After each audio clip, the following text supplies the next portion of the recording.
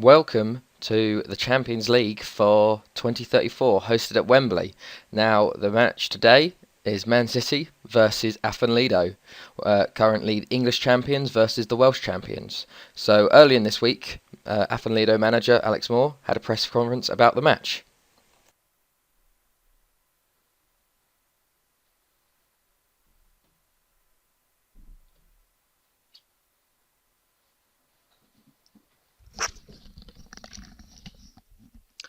Yes, first question, please. You have what can only be described as a terrible record against Viktor Goncharenko in your career. Why have you found it so hard to beat him? Well, if you want to talk about it like that, it's a completely different situation, really. Goncharenko, he's the manager of Man City, and as everyone knows, Man City are sort of the powerhouse of England and of sort of the world, I guess you'd say, because English Premier League is the biggest in the world. And with all the money he has, he can really just go buy who he wants. They can buy success. You can't really do that at Afan Lido. I've built this club up from the ground realistically, and we've had to develop our younger players. We haven't spent more than like 2.5 million on a player. While Man City, I don't think anyone in their teams they've bought for less than that. They've bought players for 40 million and odd. Like one player's worth our entire team. So if you want to look at like head to head like that, it's a completely different situation, really. And I don't think you can really compare it like that. So next question, please. Yes, you. This is the first time Afan Lido have actually got to the Champions League final, let alone win it. So is this a massive challenge for you to win this? Well, yes, it is a massive challenge. But there's a first time for everything. If you look at a few years ago, Ajax won the Champions League. No one thought they were going to do it. You looked at the semi-finals and you looked at the no big clubs in there, but it still happened. So really, anything can happen in the Champions League, and maybe this is one of those times. Yeah. So yeah, you over there. Your team face a tough challenge in the final with Manchester City clear favourites to win this. Are you confident that your players can upset the odds? Yeah, of course. We can upset the odds. Yeah, we can. It's quite easy. In the Champions League semis and quarters this year, we had Real Madrid and we had Barcelona. Both of those games we didn't think we were going to win. The pundits were putting us down for not winning, and both times we turned around and won it. So who can say we can't do it a third time for Man City? So yeah. Last question, please. Do you think you can give us a little insight on what you'll be telling your boys going into this final, and how you will be setting out how to play this final? Yeah. Well, I can't get rid of all my secrets, but we are going to go for it. It's only one game. It's only 90 minutes, 120 if you ask for extra time. You get through, but we're going to go for it. Go attacking. It's only one time you get this opportunity, and if that doesn't work, we do have backup options, so we can play that. I'm confident in my team, so we're definitely going to go for it. So yes, thank you for all your questions. I will see you all at the game. Speaking of that head-to-head record between Alex Moore and Viktor Goncharenko, they've only actually met two times before. Alex Moore, on the other hand, with Afan Lido, has met Manchester City 8 times before, with 3 different managers in charge. The first time that they met was back in 2024, 10 years ago to this year, in the Champions League group stage. Both times, Afan Lido lost 2-0 and 3-0. Not much was expected as they were new to the group stages. The next time they met Manchester City was 2 years later in the group stages again. Afan Lido lost again 2-0, but then they actually got a very reputable draw at the City of Manchester Stadium 2-2. Then the next time after that, in the group stage again, was in 2029. Manchester City drew with Afan Lido 2-2, and then at Afan Lido they got their first win. They beat Manchester City 2-1. The last time they met, it didn't go so well for Afan Lido. This was last year in the Champions League quarter-final. Manchester City won 3-1 at home, and they drew 1-1 at Afan Lido. On aggregate, winning 4-2. Manchester City went on to win the Champions League, while Afan Lido were knocked out in the quarter-finals. So there's definitely been a lot of run-ins between them. It seems to be in favour for Man City, but we can see if Afan Lido will be able to do it today. Speaking of Alex Moore comparing the teams, if you look at the comparisons between them, there is stark differences between the two teams. as you can see here, there are some really big differences between the two teams. League titles won though, they're very both dominant in their leagues. Manchester City winning their Premier League 4 times running, while Afan Lido have gone on an unprecedented run of winning it 17 times in a row. The differences start to come in when you look at financially wise of the clubs, seeing as the highest transfer fee paid for Manchester City was 46.5 million for Michael Smith, while Afan Lido have only paid 2.3 million for their current striker Predrag Ilic. But Afan Lido have made more money. They actually made more money. Their biggest transfer received was from Maurice Bamba, actually this past year for 30 million, while Sean Wright Phillips from 2005 is still Manchester City's biggest outgoing. If you look at their season ticket prices and holders as well, you can see that a lot more people actually go to watch Manchester City, with an average attendance of 53,000, while Afan Lido only get about 2,000 people. Season ticket holders as well, Manchester City have over 40,000, while Afan Lido just eclipse 400. If you want to watch a game though and go for a season ticket price, Afan Lido do have a much better deal on that. If you look at the stadium capacity as well, Afan Lido actually play in the national stadiums for Wales because their stadium's too small. The Marston's only being 4,200. So that is a big difference there. If you look at their manager tenure as well, Alex Moore has currently been in Afan Lido's job for 18 years, coming up to 19 years, while Kondrarenko is coming up to 4 years now. So there's been a lot more experience from Alex Moore staying at this one club when he has had multiple offers to go to the Premier League and elsewhere. If you look at the ages of both teams, Alex Moore has definitely stood by his word of going for young players, with the average age of his squad being 23, while Man City's is a lot older, 5 years older, 28. And as you can see, as Alex Moore talks about the financials of both clubs, you can see from Man City their highest wage is for Michael Smith, who's on 300k a week, while Afan Lido only have 11.5k as their highest wage for Nikola Domjanic. And the average wage is over 100k for Man City, while it's only 4k per week for Afan Lido. Obviously, Man City, with this incredible financial power, have done better in the Champions League, winning it 4 times, while Afan Lido, this is their best run in the Champions League so far, getting to the final. They've got to 2 semi-finals before, losing to PSG and losing to Juventus. So this is going to be their best season so far. Now, if we look at the journeys of both teams to this final, we can look at Manchester City's first and how they fared in their group stages and knockout rounds. So, if we look at Manchester City and their fixtures leading up to the Champions League final, we can see that they had quite a tough opponents, but they made quick work of them. They were in Group A, along with Toulouse, Borussia Dortmund and Anderlecht, quite a tough group. But they stated their intent early on with a smashing 5-0 win over Toulouse. They went on to beat Anderlecht 1-0 away, beat Borussia Dortmund 4-1 at home, and then 5-0 away. They actually lost to Toulouse 1-0, and then they drew with Anderlecht in their final group game. They did come top of their group though, going into the first knockout round. They had Fiorentina, and they made quick work of them, beating them 2-1 away and winning 2-1 at home, winning 4-2 on aggregate. Moving on to the quarterfinals, they had Inter Milan, former Champions League winners, but that didn't seem to faze them much. A 3-1 win at home, followed by a 1-0 win away, gave them the 4-1 aggregate win. Going on to the semi-finals, they could have either had Barcelona, Afan Lido, or Monaco. They had Monaco, and they killed the game off in the first leg with a 5-0 win at home. They lost the second leg away, but that didn't really mean much as only a 1-0 loss, and here they are in the final. Now, if we look at Afan Lido's fixtures, it was a bit closer than Man City's. Afan Lido, meanwhile, were in Group H of the Champions League. They had a notably easier group than Man City, with the likes of Olympiacos, Shakhtar Donetsk, and Crvena Zvezda from Serbia. They started off well, with 4 wins, a 1-0 win against Olympiacos away, 2-1 wins at home to Shakhtar and to Crvena Zvezda. Then they beat Crvena Zvezda 3-0 in the away leg. This actually took them through to the first knockout round, so the next two games weren't as important. They did lose that next game to Olympiacos 3-2. They were at home, but after that game they went to Shakhtar and won 4-1 to ensure that they finished top of the group. In the first knockout round they had Swiss league winners FC Basel, but they made quick work of them, giving them a 3-0 win away and a 3-1 win at home to take them through 6-1 on aggregate.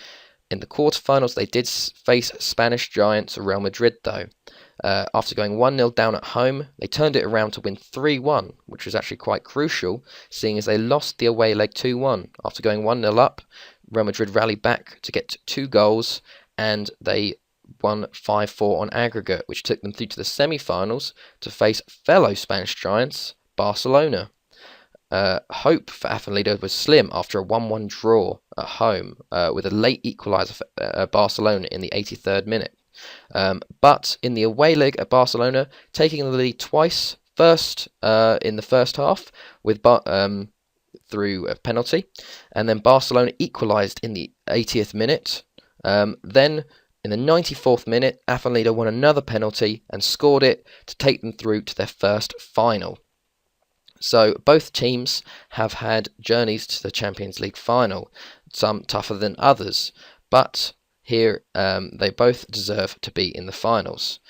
We're just getting through their lineups actually, so we can take you through Manchester City's and Afan Lido's lineups and what they mean for the game. Looking at Manchester City's lineup, they've opted for their usual 4-4-2. Sergio Venegas in goal again, their usual starting keeper. At right back there is a change though. Dave Barnett, the 33-year-old Englishman, coming in at right back. He normally doesn't play there, seeing as Philippe de Klerk plays there, but today he comes on at right wing. This is because Brian Vizcarra, their top assister for them this year, is actually out injured, which would be a very big factor on this game, seeing he's not there, as he's one of their, if not biggest, players. At the back is their usual players of Zazaro and Teja, and at left back is Hoffman. One of the things about this back line, it is very old. Hoffman 32, Teja 33, Zazaro 30, and Barnett 31. If Afan Lido can get a bit of pace on them and do some through balls, then they might be able to get some goals against them. Centre mids, they have a few younger players though. Meite and Rakon fill up the midfield.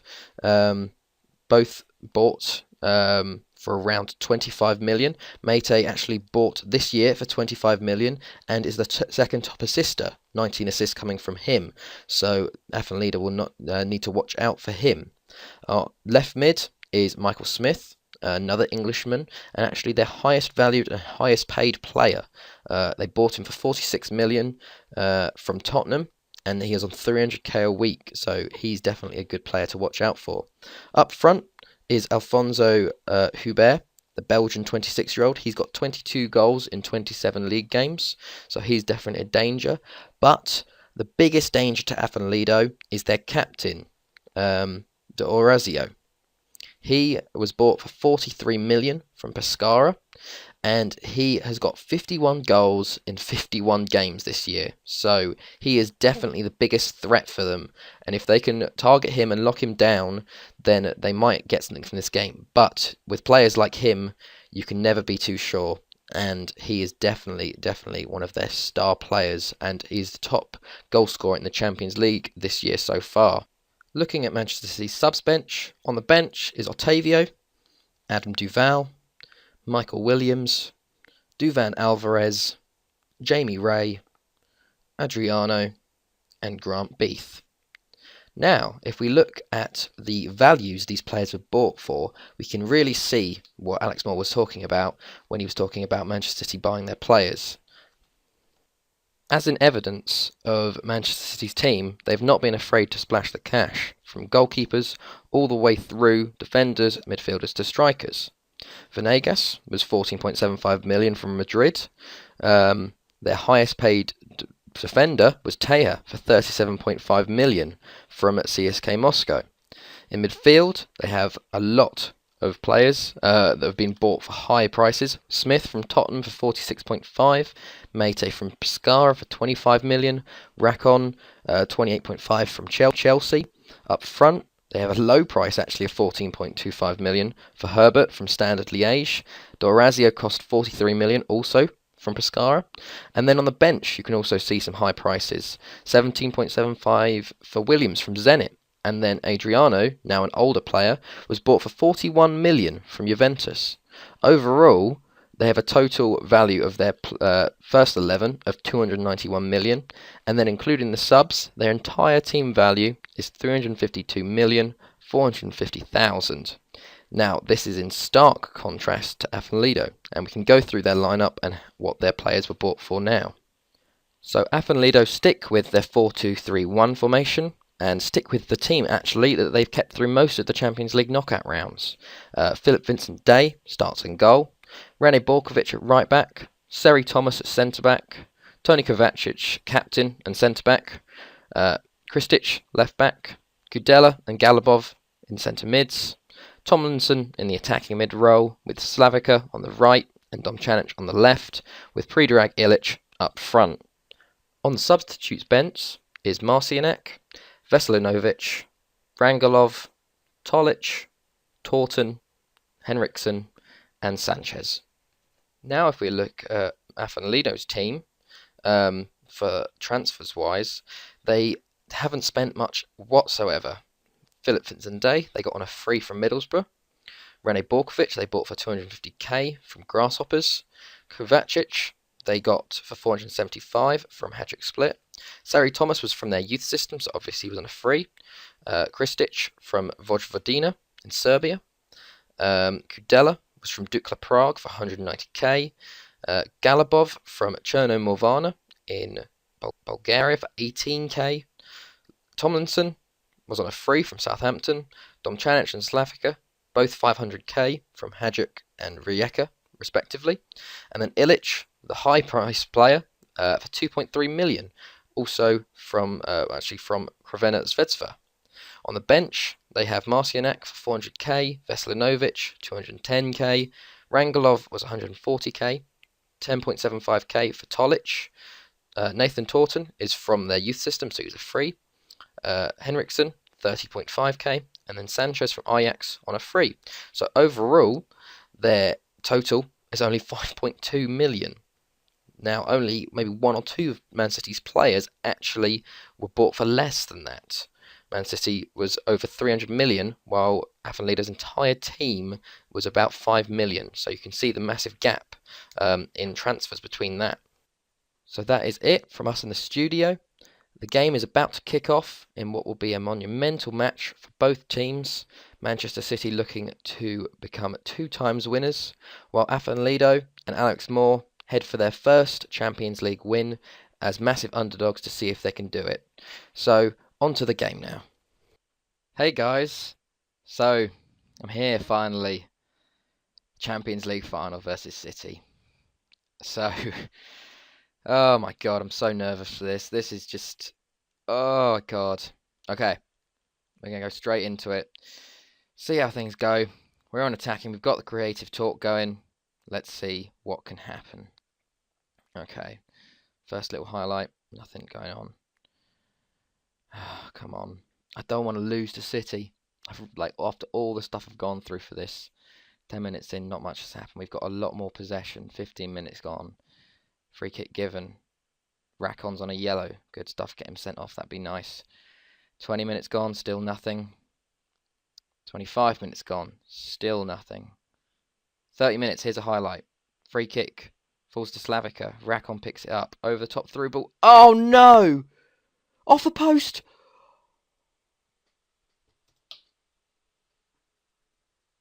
Oh.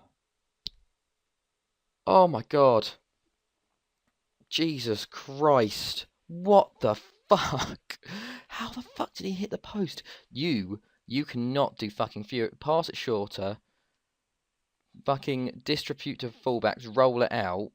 Jesus Christ. Oh, I can't believe he missed that. I thought that was it. Kovacic did the miss of the fucking season in the Champions League final. Oh my God. Oh no, not again. No, no, no, don't do that. Oh, thank God for Kovacic. What are you doing? Oh my God. Oh, thank God he missed that. Holy shit. That was scary. I can't believe he fucking did that. Don't fucking FM. Don't FM me. FM, please. Oh no. Highlight before half time. De Klerk. Mate. Orazio tackled. It falls to Smith. Across the box and no one picked it up. Go on, Galabov. Domčanić into Ilić. Oh, fucking loses it straight away. You've done nothing throughout this bloody game. Sit on counter. Okay. Oh, Jesus Christ. Come on. Get to half time. Okay, 0-0 at half time. Aggressive. I'm not happy with your performance. Ilić, you need to do something. Let's change him up a bit. Overview.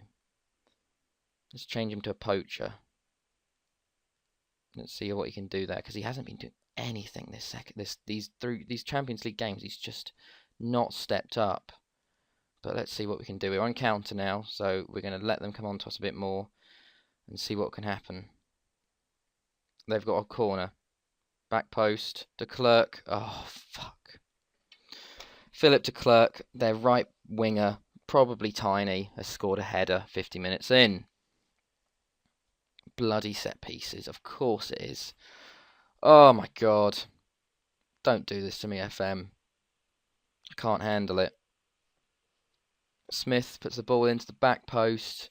Rakon somehow wins it. De Klerk's got no. Oh, goes through Vincent Day's hands as well. Oh, Jesus. Come on, you got to do something, boys. Got to do something. Come on. Hitting the 60-minute mark now. Okay, got to change it. We got to bring on Tolic. And we're going to bring on Rangelov. Throw him into an advanced forward role. Come on, we got to do something in this game. We can't let them win 1-0. Get creative. 20 minutes to go. Okay. They brought Jamie Ray on. 75 minutes gone. Overload. Tactics. Throw you up front. Like that. Let's see what can happen.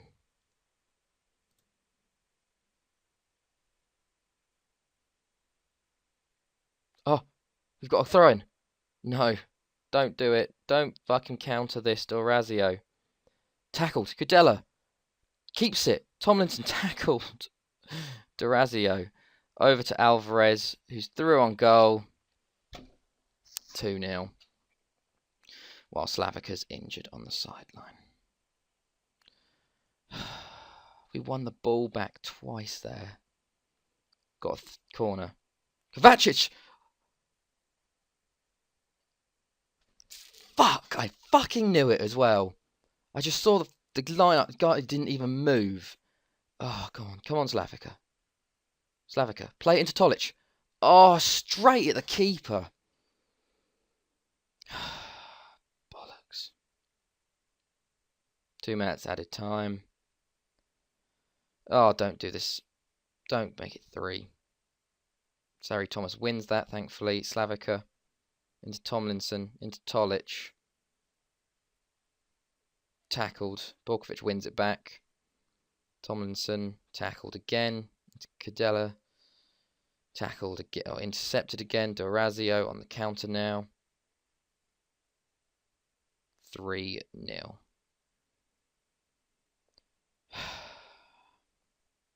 What a load of shit.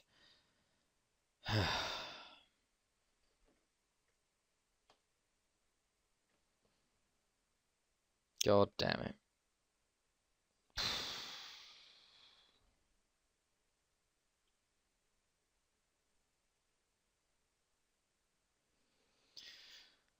Oh, God. 3-0. What the fuck? So disappointing. So disappointing. Look, they did have the lion's share, but we just didn't create anything. And that bloody 3-0, it wasn't a 3-0 scoreline. Oh, God, I apologise for the massive build-up for that. It was like a 20-minute build-up for us to lose 3-0. Oh, they win the bloody quadruple. We lose the final. We get 5 million for playing in the final. 2 times in a row for City.